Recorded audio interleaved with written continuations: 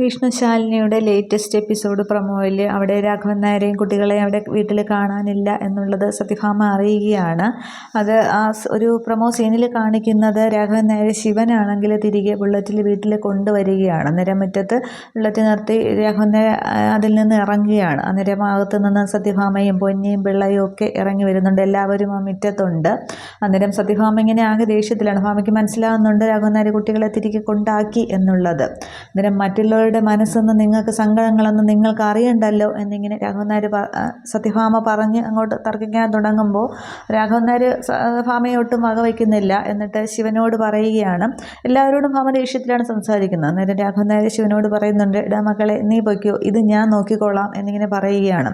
അന്നേരം ഭാമ വീണ്ടും പറയുകയാണ്, ഇതിപ്പോൾ നോക്കാനൊന്നുമില്ല, ഇനി നിങ്ങൾ ഈ വീട്ടിലേക്ക് കയറണ്ട എന്നിങ്ങനെ പറയുമ്പോൾ രാഘവൻ നായർ ഇങ്ങനെ അന്തം വിട്ട് ഭാമയെ തന്നെ നോക്കുകയാണ്.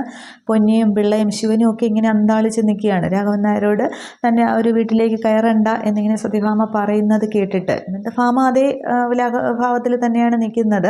ചായ്വ് മരുമകളോടല്ലേ, അപ്പോൾ പിന്നെ അവിടെ എങ്ങ് പോയി താമസിച്ചാൽ മതി, ഇനി ഈ വീട്ടിലേക്ക് കയറണ്ട എന്നുള്ള നിലപാടിൽ തന്നെ സത്യഭാമ പറയുമ്പോൾ രാഘവൻ നായർ ഇങ്ങനെ തറപ്പിച്ച് ഭാമയെ തന്നെ നോക്കി നിൽക്കുകയാണ്. അതായത് തൻ്റെ വീട്ടിലേക്ക് താൻ കയറണ്ട എന്നിങ്ങനെ ഭാമ പറയുമ്പോൾ തന്നെ പുറത്താക്കുന്നു എന്ന് പറയുമ്പോൾ രാഘവൻ നായർ ആ ഒരു ദേഷ്യത്തിലും എന്താണ് പറയുന്നത് എന്നുള്ള ആ ഒരു വാശിയിൽ തന്നെ രാഘവൻ നായർ ഇങ്ങനെ നോക്കി നിൽക്കുകയാണ്. ഇത്രമേ കാണിക്കുന്നുള്ളൂ. അപ്പോൾ അവിടെ ഇനി രാഘവൻ നായർ സത്യഭാമയെ എതിർക്കുമോ, എൻ്റെ വീടാണെന്നുള്ളത് പറയുമോ ഇല്ലയോ എന്നുള്ളതാണ്. അവിടെ രാഘവൻ നായരുടെ പേരിലാണ് ആ വീടൊക്കെ.